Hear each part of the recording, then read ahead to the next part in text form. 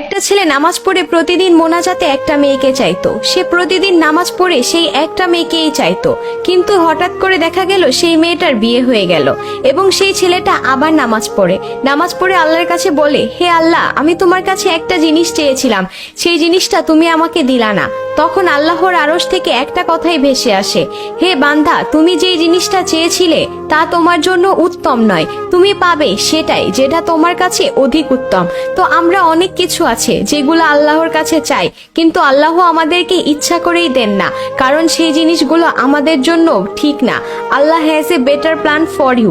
পাওয়া না পাওয়ার আশা বাদ দিয়ে যেটুকু পেয়েছেন সেটুকু নিয়ে সন্তুষ্ট থাকুন, কারণ আল্লাহ আমাদের জন্য সেটাই বরাদ্দ করে রেখেছে যেটা আমাদের জন্য অধিক ভালো। তো অনেকে বলে যে আমরা এই জিনিসটা অনেক চাইছি, কেন পাইনি? কারণ সেই জিনিসটা হয়তো আপনার কোনো না কোনো ক্ষতি করত, বা সেটা আপনার জন্য ঠিক না, তাই আপনি সেই জিনিসটা পাননি। তো যেটা পাবেন না সেটা নিয়ে সবসময় শুকরিয়া আদায় করবেন, কারণ সেই জিনিসটা আপনার কাছে কতটা ভয়ঙ্কর এই জিনিসটা আপনি আল্লাহর কাছে চেয়েও পাননি। তাহলে আপনি আলহামদুলিল্লাহ বলুন। যা কিছু আছে, আপনি যেই অবস্থানে আছে সেই অবস্থানে থেকে আলহামদুলিল্লাহ বলতে শিখুন।